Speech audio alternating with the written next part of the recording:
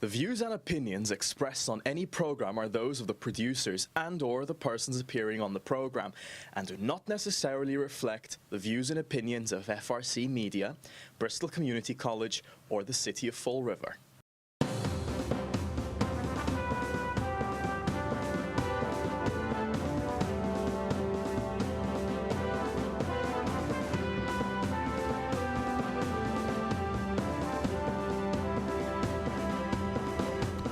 Well, hello. Welcome to Spindle City Straight Talk. I'm Chip. And I'm CJ. And it is Wednesday in the Riv. Groundhog Day.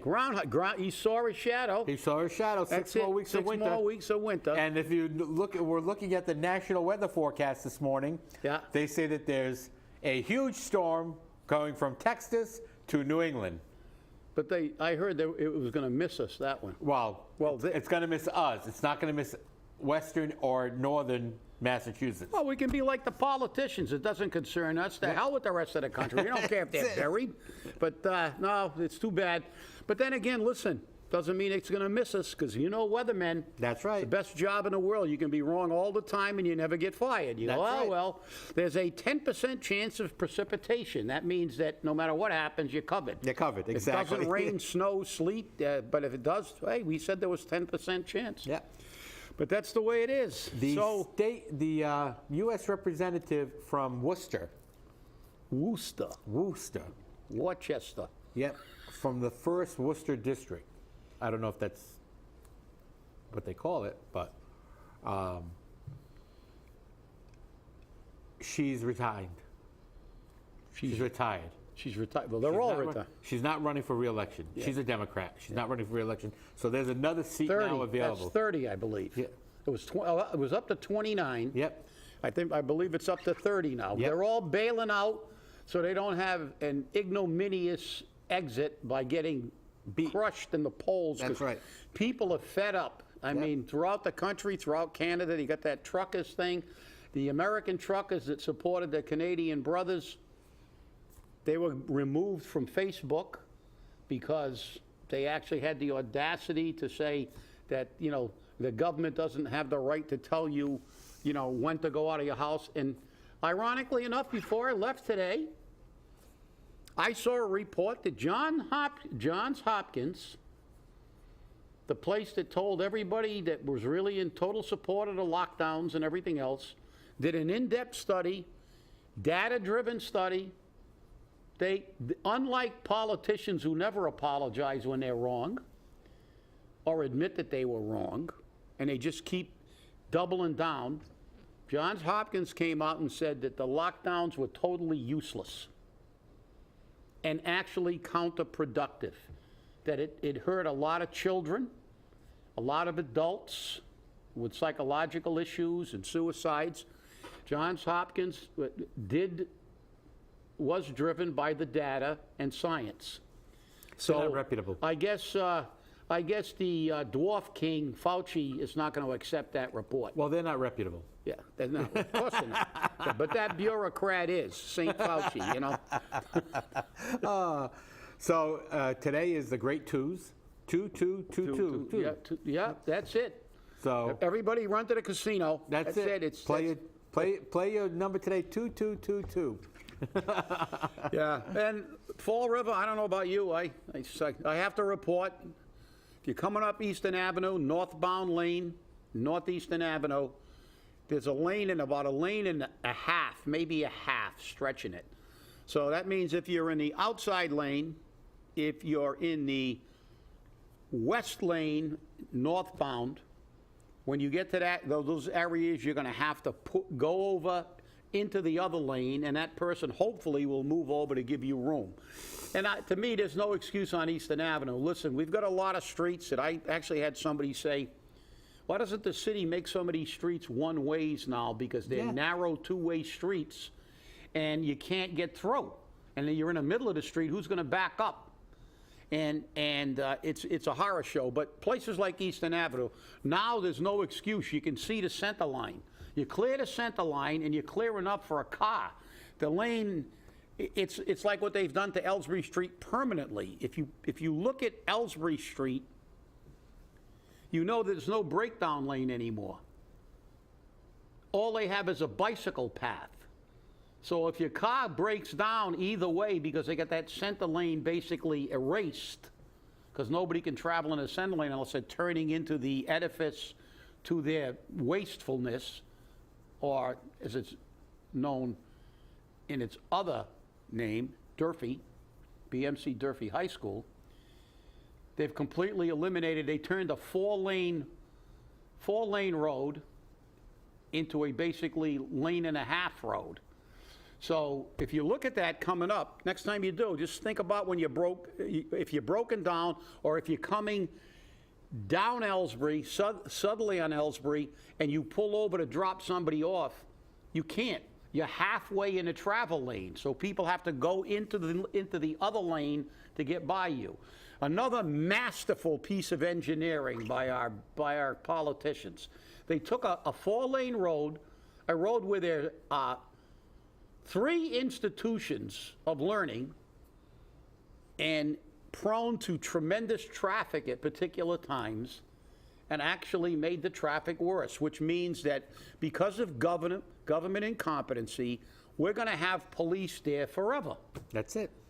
Every time that Durfee goes into class and out of class, and I'll tell you what, the COVID, they really, really have to be, they're lighting candles of thanks that we had COVID. Because without COVID, can you imagine the horror show we would have had if Bristol Community College would have had its normal student populations this year? We still don't have our normal student population. Not even close. Right, exactly. But at the beginning of the fall semester here for years, you can't find a parking place, and there are tremendous amounts of parking at BCC. They have a ton of lots to park. Yet at the beginning of each semester, you can't find a parking place. They're parked on the lawns. They're getting tickets. The traffic is backed up to the Rotary, not because of Durfee, because of Durfee and Bristol Community College, and all these students And coming in. Bishop Conley. And Bishop Conley, obviously. I mean, it's unimaginable the horror show they had this year, and they really had virtually little traffic to deal with from BCC, because obviously because of the COVID, a lot of people they're probably still doing some distance learning. I think they may still be offering that, and BCC is. Yeah, because I mean, I come in now.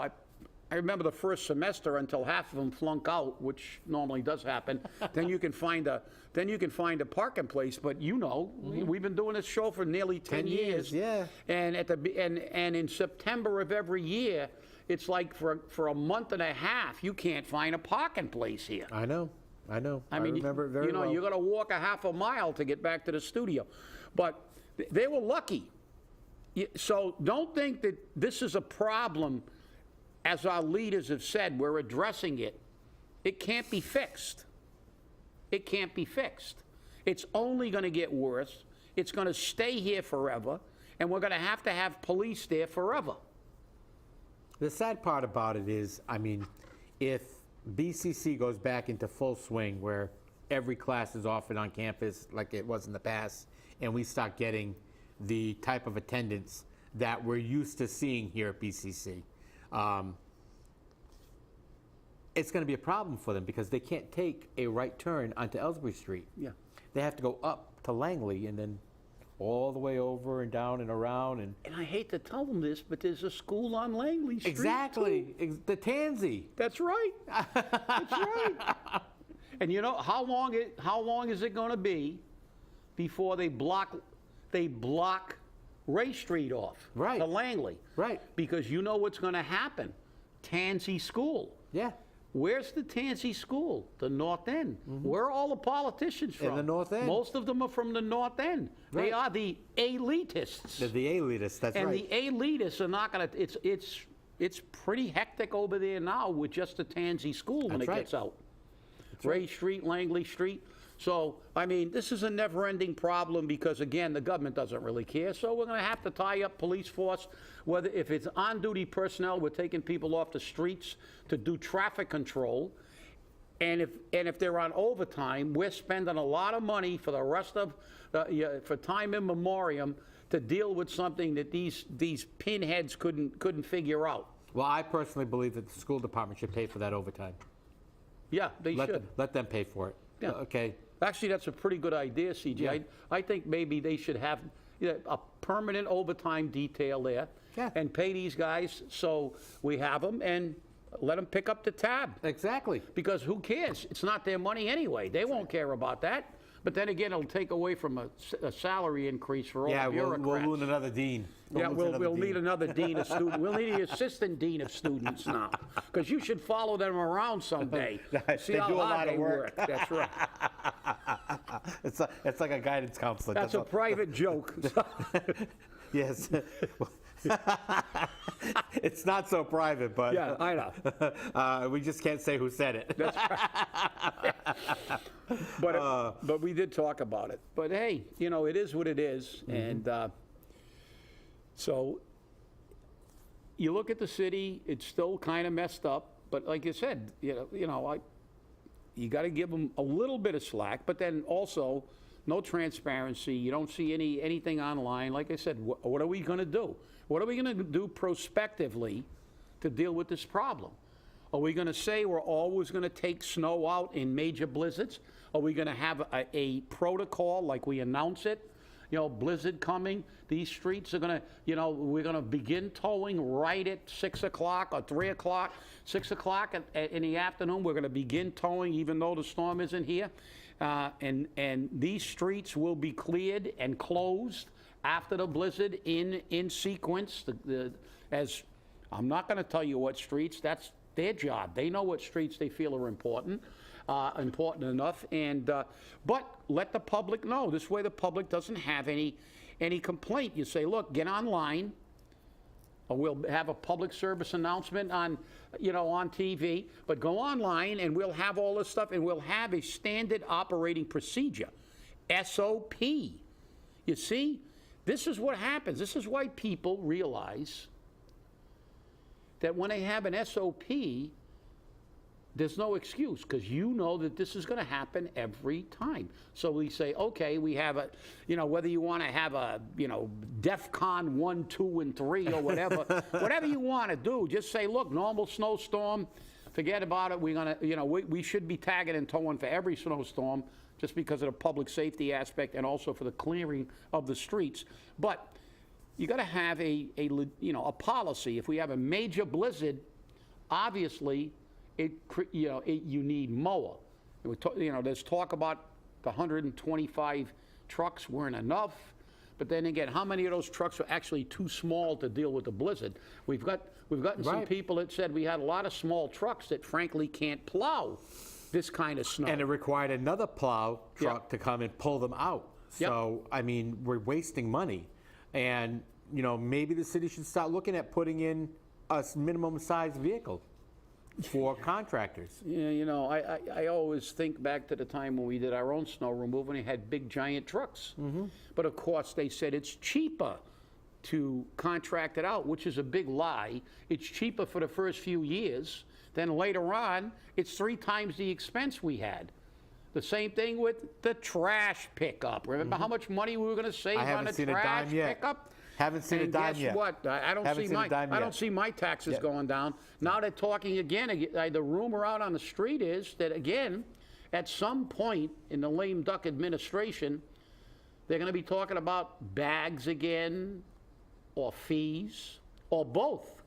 So, like I said, they got these brilliant ideas and we had some pretty big storms. I mean, the blizzard of 78, we had a lot of, we had some private contractors supplementing the city, but the city had some big, major trucks. And we had city employees running them who you have total control over because, you can tell them you're going to come to work in an emergency. And so, obviously, at least my estimation, that was the better way to do it. I've always been against privatization of certain things because it always ends up more expensive. They come in with a low ball figure, then they hit you later, and that's their rationale. It's going to be cheaper. Well, I'll tell you what. We privatized snow plowing years ago, got rid of all the equipment, privatized trash, and all through all those years, going all the way back to the snow, I never saw a dime reduction in my tax rate. We privatized the wastewater treatment plant. That's right.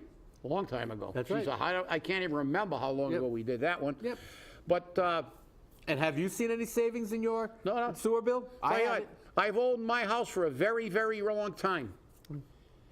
And I never saw my tax rate go down to any degree because they did anything. All these giant cost-saving, all they do is free up money for them to give themselves pay raises. You know, it's just like, no. Every dime we save goes into the payroll check. That's right. So it is what it is. But look, we see what happens, and now we got 30 Democratic congresspeople not running, and I saw a few Democratic congressmen on today. All of a sudden, they've had an epiphany.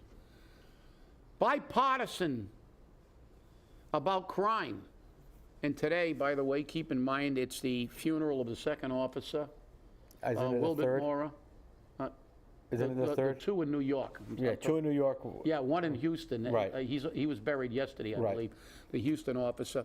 But this is the funeral for the second officer who was killed In New York. in New York City today. Actually, I believe the funeral is on now. So keep that in mind. A 27-year-old, the other officer was a 22-year-old.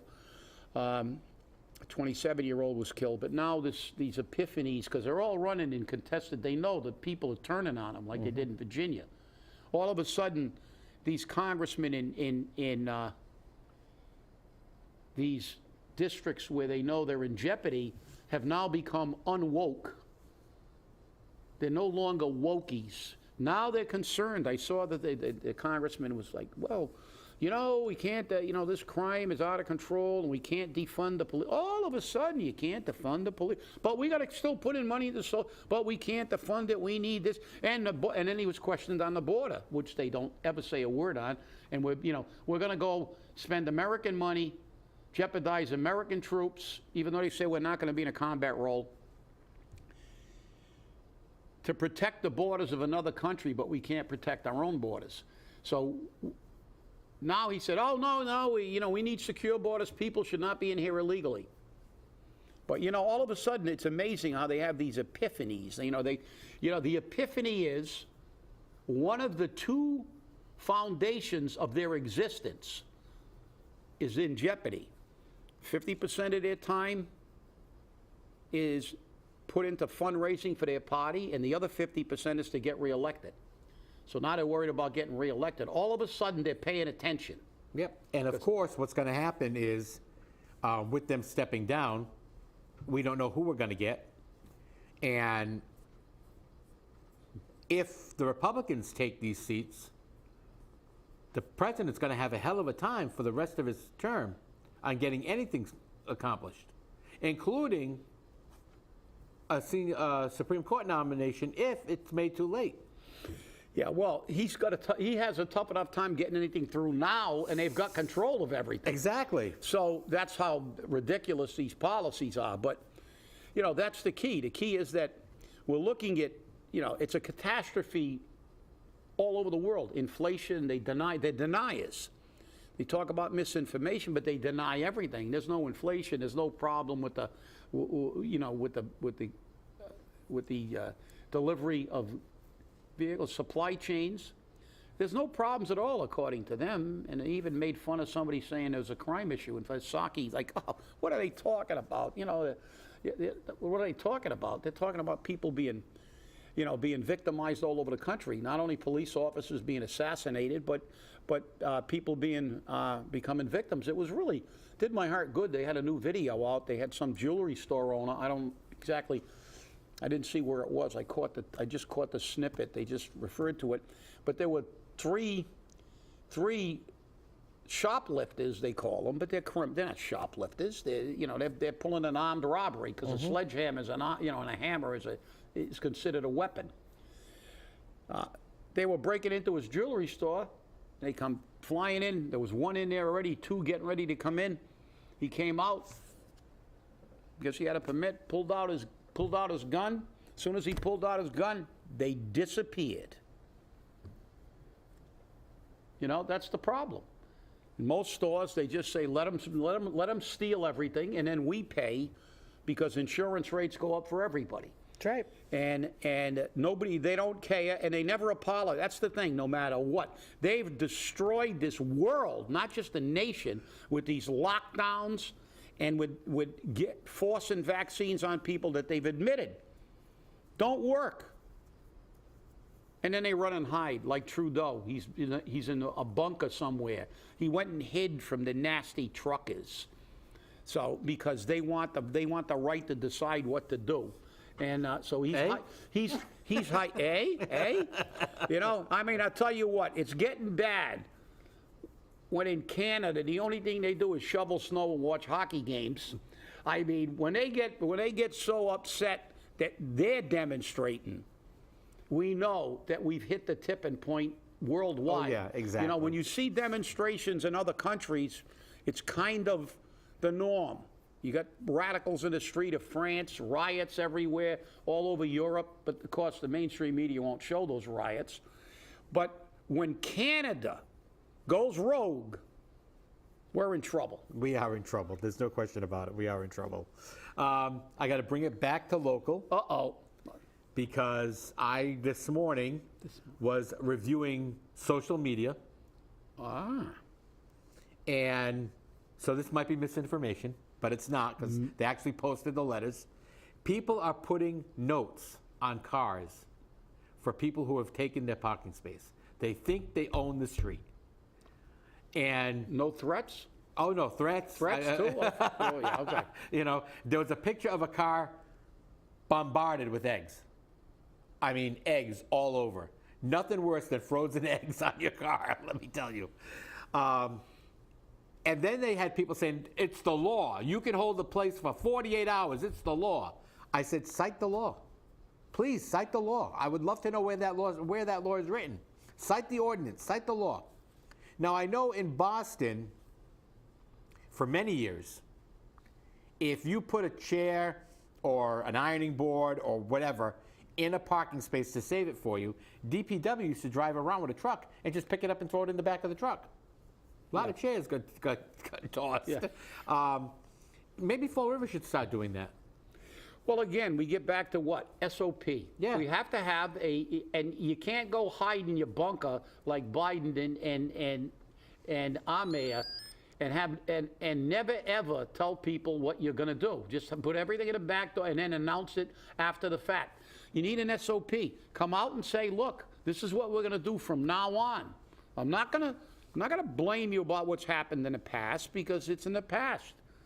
But if you don't address it in the future, now it becomes your fault.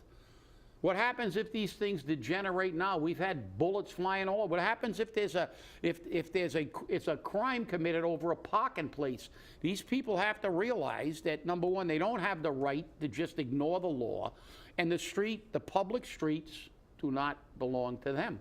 And I understand if you say, well, for 24 hours afterwards, if you shoveled it out or whatever, if you want to make something like that, if you got a time, well, let the people decide if they agree with it. That's right. Because this is supposed to be a democracy. Let the city council, bring your ideas to the city council. Let's have some public input. But as far as getting cars off the street for a storm, that's not debatable to me. No, you that's take them not. out. But if you want to deal with parking spots and stuff like that, especially in light of the fact that they're providing places to park. Right. But they want to park right in front of their house. Or I shoveled this out. You got an alternative. Leave your car there for 3 months. Because if you don't shovel your car out now, it looks like they're not doing any more. And this stuff, we're getting cold weather. We're going to have freezing rain. You're going to have a little bit of melting. But if your car is snowed in, it might be there till the end of March. So then you'll have your parking place. That's it. Right? Till the end of March. You'll also be walking everywhere you go. But the fact is, you can't have your cake and eat it too. Yeah, and you know, you said to bring stuff to the city council. I watched, took the pins out of my eyes, the Public Works and Transportation Committee subcommittee meeting last night. And what was the major complaint? I wanted to use another word, but I stopped myself. Parking. People were trying to open up their driveways, take away spots, and people were complaining, no, because then you take it away and you take away another parking space or 2 spaces. And people aren't asking for 12 feet. They're asking for 44 feet, 60 feet of a driveway to make it easier to get in and out of their driveway. That 60 feet. 60 feet? 60 feet is 3 parking spaces. God, if not more. you could get a ladder truck in that spot. I mean, you can make the turn with the jackknife. You could, like 60 feet. I mean, come on. You got to deal with it. I got a driveway. I put I got plowed in like 87 times. I told you I had to clear it, but I cleared just enough to get my car out. Yeah. I mean, it was like parking into the old Flint station with parking in the old ladder 4. They had an inch on either side going in. Otherwise, you'd take out the wall. So I was coming out. I had, just enough to get out. And then the following day, I went out and I widened it a little bit. Now I got, a little bit. But I still have to make 2 swings to get into my driveway now because of the snowbank. Yeah, so because do I got I. a tight driveway. I got a wall on one side and a building on the other side. It's narrow at the beginning and then it widens out because I've got an old granite wall there. And it's a tight space. You can't just swing in, especially in the snow if you slide a little bit. So now I have to nose in, back up just a little bit, square it off, and get in the driveway. But I mean, you don't need 60 feet. And the thing is that, look, some people do have small driveways that force them. A lot of these new houses have got just enough for the car to get off the street. That's right. Now you got to get the car out of the driveway to clear it. Right. So, I can see that's a problem. But you have to, understand it. 60 feet is nuts. I heard one woman from McGowan Street, because People Incorporated wanted to put another driveway on the opposite side of their parking lot so that the vans can come in one side and go out the other, and it will make traffic flow easier. But like the woman said, it may make the traffic flow easier, but it takes away necessary parking spaces. That means you got to go park over on another street. And that's not right. What they need is she said what they need, a bigger parking lot. They need more space. Yeah. Imagine that. Imagine somebody having some common sense. They need more space. Well, look, it's out of control because people now have, you look at a lot of these streets that are totally 3-deckers. Right. Now you got the millennials living with their parents until they're 50. And now you got houses that have got 4 or 5 cars in each unit. Mm-hmm. So you take a 3-decker and you got 15 cars in that one 3-decker on a street that's a block long. You can't park on the street. You can never find a parking place on a street. It's bumper to bumper on both sides. Right. This is the problem we're having in the city now. Matter of fact, one of my neighbors has, I think, 9 cars. The other neighbor's got like 7 or 8. So it's like 16 cars in 2 buildings. And they're not even 3-deckers. They're 2 families. Mm-hmm. 2 kids with cars. The 2 people that live on one floor got cars, 4. And the people downstairs have got 2 more cars. And then the other guy's got a work vehicle that he brings home once in a while. So there you go. But who's making it worse in the city? Yeah. Who's making it worse? The ZBA. The ZBA is making it worse because they approve everything. Yeah. They approve everything. Now, supposedly we have an ordinance, and we don't have a lot of time, we supposedly have an ordinance which requires new construction to have a minimum of 2 parking spaces off-street for each new construction.